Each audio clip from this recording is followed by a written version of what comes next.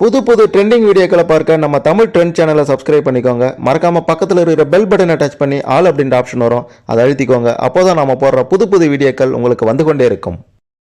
பிரபல பாடகராக இருக்கக்கூடிய மனோ அவர்களுடைய 2 மகன்கள் செய்த அட்டூழியம் தான் தமிழ் திரைத்துறை வட்டாரத்திலையும் தமிழக மக்களிடையேயும் பெரும் அதிர்வலைகளை ஏற்படுத்தியிருக்கின்றது.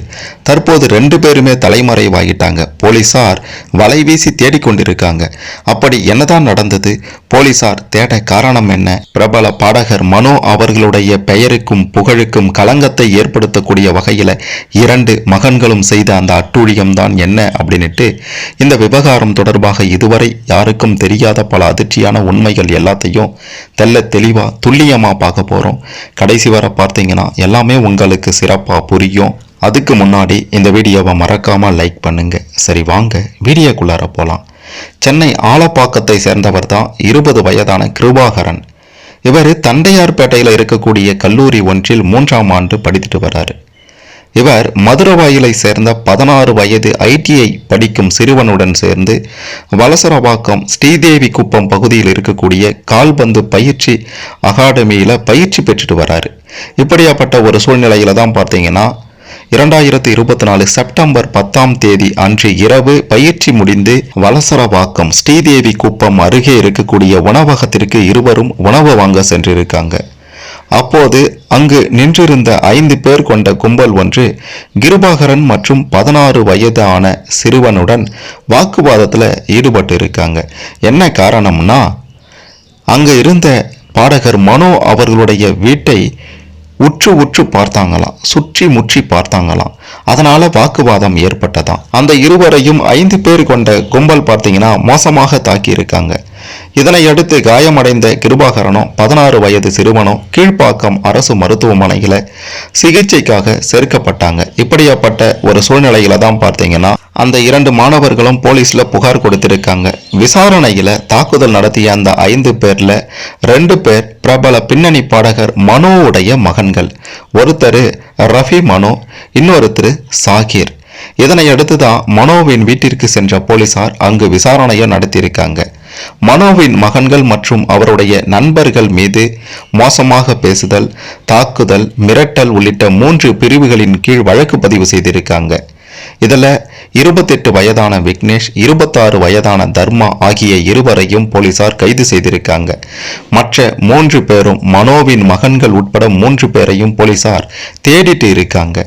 செல்போன் சிக்னலை வைத்து பிரபல பாடகர் மனோவின் மகன்களை கண்டுபிடிக்கும் முயற்சி மிக பெரும் தோல்வி அடைந்திருப்பதாக வலசரவாக்கம் போலீசார் தற்போது தகவல்களை வெளியிட்டிருக்காங்க. செய்வதறியாமல் திணறிட்டு இருக்காங்களாம். அந்த மாணவர்களை தாக்கியது தொடர்பாக வீடியோவும் வெளியான நிலையில தான் அவர்களை கைது செய்ய காவல்துறை திட்டமிட்டிருந்தாங்க. இதுல 2 பேர் மட்டுமே கைதான நிலையில மற்ற 3 பேர் மனோவின் 2 மகன்கள் எங்க போனாங்க அப்படின்றது தெரியாம 2 நாட்களாக வலசரவாக்கம் போலீசார் வலைவீசி தேடிக்கொண்டிருக்கிறார்கள். அவர்களுடைய செல்போன் சிக்னலை வைத்து போலீசார் தேடுதல் வேட்டையை நடத்தினர். அதில் அவர்கள் இருவரும் கிழக்கு கடற்கரை சாலையில பதுங்கி இருப்பதாக தகவல் தெரிய வந்தது. அவர்களை தேடி வலசரவாக்கம் காவல் உதவி ஆய்வாளர் ரவிச்சந்திரன் தலைமையிலான 5 பேர் கொண்ட தனிப்படை போலீசார் ECRக்கு கிழக்கு கடற்கரை சாலைக்கு விரைந்து போயிருக்காங்க. செல்போனை அணைத்து வைத்திருந்தாலும் அவர்களது CTR என்று சொல்லப்படக்கூடிய செல்போன் அழைப்புகளை வைத்து அவர்களுடைய இருப்பிடத்தை கண்டறியும் பணிகள் 2 நாட்களாக நடந்துட்டு வருது. ஆனாலும் போலீசாரால் அவங்க இருக்கக்கூடிய இடத்தை கண்டறிய முடியல. செல்போன் லொகேஷன் வெவ்வேறு இடங்கள்ல மாறி மாறி காட்டுறதால அவர்களை பிடிக்க முடியாம தற்போது போலீசார் திணறிட்டு இருக்காங்க. இப்படியாப்பட்ட ஒரு சூழ்நிலையில பார்த்தீங்கன்னா மனோவின் மனைவி பரபரப்பான பேட்டி ஒன்று கொடுத்திருக்காங்க. அதில் அவங்க என்ன சொல்லியிருக்காங்கன்னா, அவங்க பண்ணதெல்லாம் தப்பு கிடையாதான், என்னுடைய மகன்களை தவறாக சித்தரிக்கிறாங்க. 10 பேர் வந்து எங்களை தாக்கினாங்க. என்னுடைய மகன்கள் இருவரும் தலைமறைவாக இல்லை. அவர்கள் தற்போது வரை எங்கு இருக்கிறார்கள்னு தெரியல அப்படின்ற மாதிரி பாடகர் மனோவின் மனைவி ஜமீலா கண்ணீரோட சொல்லியிருக்காங்க. இந்த விவகாரத்துல செப்டம்பர் 10ஆம் தேதி அன்று இரவு என்ன நடந்தது அப்படின்னா, இரவு வீட்டுக்கு நண்பர்கள் வந்திருந்தாங்க. அதாவது என்னுடைய மகன்களுடைய நண்பர்கள் வந்திருந்தாங்க. சாப்பிட்ட பிறகு அவர்களை வழி அனுப்பி வைப்பதற்காக என்னுடைய மகன் வெளியே வந்தான். அப்போதுதான் சில பசங்க அவங்கள பார்த்து கொண்டிருந்தாங்க. அதற்கு என்னுடைய மகன் ஏன் அப்படி பார்க்குறீங்க அப்படின்ற மாதிரி கேட்டிருக்கான். அதற்கு அந்த பையன் கெட்ட வார்த்தை பேசியிருக்கான். அதற்குள்ளார அந்த பையன் ஃபோன் செய்து 4 பேரை வரவழைத்து எங்க மகனையும் கூட இருந்த நண்பர்களையும் தாக்கி இருக்கான். என் மகன்களை 10 பேர் தாக்க வந்தாங்க. ஆனா என் மகன்களை பற்றி என்னென்னவோ தற்போது காட்டுறாங்க தொலைக்காட்சியில. என் மகன்களுக்கு காயம் கூட ஏற்பட்டிருக்கிறது. என் வீட்டுக்காரர் மனோ இந்த சினிமா துறையில 40 ஆண்டுகளாக எப்படி இருந்தார் அப்படின்றது எல்லோருக்குமே தெரியும். நாங்க சென்னையில 39 ஆண்டுகளாக எப்படி வாழ்ந்து வருகின்றோம் அப்படின்றதும் அனைவருக்கும் தெரியும். அப்படிப்பட்ட நிலையில என் மகன்கள் சம்பந்தப்பட்ட விவகாரத்தை தொலைக்காட்சியில ரொம்ப மோசமா காட்டுறாங்க. எப்படி பேசுறாங்க, இப்படியெல்லாம் பேசுவாங்களா அப்படின்றது எனக்கு சுத்தமா இதற்கு முன்னாடி தெரியாது. இந்த சம்பவத்தின் பின்னால யார் இருக்காங்க அப்படின்ட்டு எனக்கு தெரியல. அந்த பசங்க மேல போலீஸ் கேஸ் கொடுக்கலாம் அப்படின்ட்டு என்னுடைய மகன்கள் நேற்று இரவே பார்த்தீங்கன்னா சொல்லியிருந்தாங்க. நான் தான் அப்பா ஊர்ல இல்லை, சின்ன பசங்க போகட்டும் அப்படின்ற மாதிரி சொல்லிட்டேன். நானும் ஒரு தாய் தான். பசங்க குறித்து எனக்கு நல்லாவே தெரியும். அவங்க சிறைக்கு சென்றா அவங்களுடைய வாழ்க்கையை கேள்விக்குறியாகும். அதனால அந்த பசங்க மேல கம்ப்ளைண்ட் கொடுக்க வேண்டாம் அப்படின்ட்டு என்னுடைய மகன்கள் கிட்ட நான் சொல்லியிருந்தேன். ஆனா என் மகன்களை நன்றாக திட்டியும் விட்டேன். அந்த கோபத்துல எனக்கு மயக்கமா இருந்ததால நான் அறைக்கு சென்று படுத்துட்டேன். காலையில என்னுடைய மகன்கள் வீட்டில் இல்லாததால வீட்டு வேலை செய்வோரிடம் கேட்டபோது அவர்கள் இருவரும் மருத்துவமனைக்கு போவதாக சொல்லிட்டு போனாங்க. எங்க போனாங்கன்னு தெரியல அப்படின்ற மாதிரி சொல்லியிருந்தாங்க. அதன் பிறகு அவர்களுடைய செல்போனை சுவிட்ச் ஆஃப் செய்துட்டு இருக்காங்க. அதற்குள்ளார தான் நியூஸ்ல என்னுடைய மகன்கள் குறித்து என்னென்னவோ செய்தி போட்டுட்டாங்க. இதனால என்னுடைய மகன்கள் பயந்துட்டாங்க. அவர்கள் இருவரும் எங்கே இருக்கிறார்கள் அப்படின்ட்டு எனக்கே இப்ப தெரியல. நானே அந்த கவலையில தான் இருக்கேன். எதிர் தரப்பினர் தாக்கியதுல எனக்கும் என்னுடைய மகன்கள் அவருடைய நண்பர்கள் அனைவருக்குமே காயம் ஏற்பட்டது. மகனின் நண்பருக்கு விலா எலும்பு உடைந்திருக்கின்றது. எனக்கு கை முகத்துல காயம், மகன்களுக்கும் கை கால்கள்ல காயம் ஏற்பட்டிருக்கு. உண்மை தெரியாம தேவையற்ற அவதூறுகளை பரப்ப வேண்டாம் அப்படின்ட்டு பாடகர் மனோவின் மனைவி ஜமீலா கண்ணீர் மல்க கேட்டுக்கொண்டிருக்காங்க. இதை பார்த்த பலருமே பார்த்தீங்கன்னா இவங்க சொன்ன இந்த விஷயத்தை கேட்டு என்ன ஏதோ கட்டுக்கதை கற்றார் போல இருக்கிறதே அப்படின்ற மாதிரி சொல்லிட்டு இருக்காங்க. இதுல தெரிஞ்சுக்க வேண்டிய உண்மை என்ன அப்படின்ட்டு பார்த்தீங்கன்னா, காயமடைந்த அந்த 2 மாணவர்களும் மருத்துவமனைக்கு போயிருக்காங்க. போலீஸ்ல கம்ப்ளைண்ட் கொடுத்திருக்காங்க. அவனை விட அதிகம் நீங்க காயமடைந்திருக்கீங்கன்னு சொல்றீங்க. குறிப்பா விலா எலும்பெல்லாம் உடைஞ்சிருக்குன்னு சொல்றீங்க. அப்படிப்பட்ட நீங்க ஏன் முதல்ல மருத்துவமனைக்கு போய் சிகிச்சை எடுக்கல? அது மட்டும் இல்லாம ஏன் கம்ப்ளைண்ட் கொடுக்கல அப்படின்றதுக்கு நீங்க சொன்ன காரணத்தெல்லாம் ஏற்றுக்கொள்ளும்படி இல்லை அப்படின்ற மாதிரியும் பலரும் மனோவுடைய மனைவி அவர்கள் சொன்ன அந்த விவகாரத்துக்கு எதிராக குற்றம் சாட்டியிருக்காங்க. அது மட்டும் இல்லாம நைட்டு தூங்கிட்டு இருந்தாங்களாம். காலையில் எழுந்து பார்த்ததும் மகன்களை காணாமா. கேட்டால் மருத்துவமனைக்கு போயிருந்தாங்கன்னு வீட்டில் வேலை செய்கிறவங்க கிட்ட சொல்லியிருந்தாங்களாம்.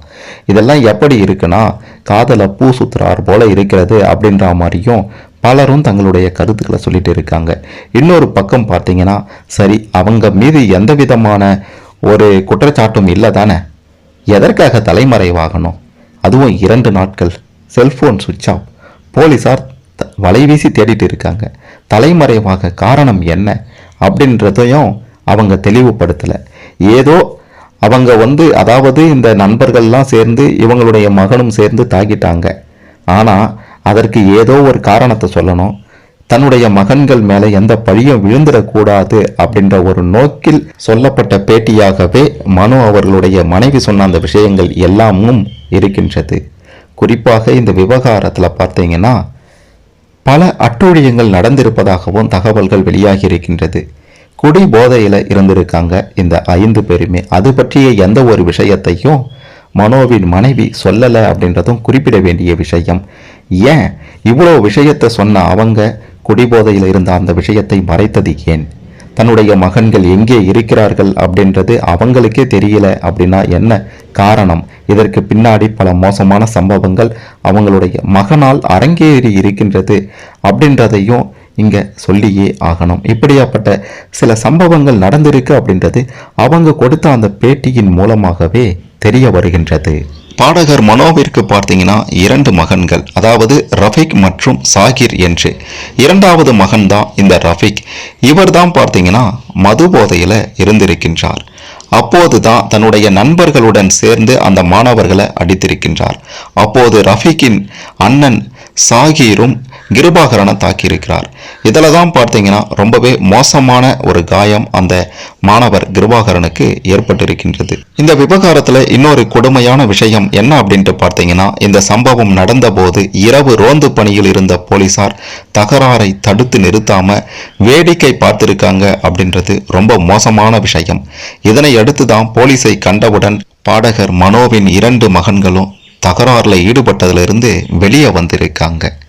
இப்படியாப்பட்ட ஒரு சூழ்நிலையில தான் அந்த 2 மாணவர்களும் புகார் கொடுத்திருக்காங்க.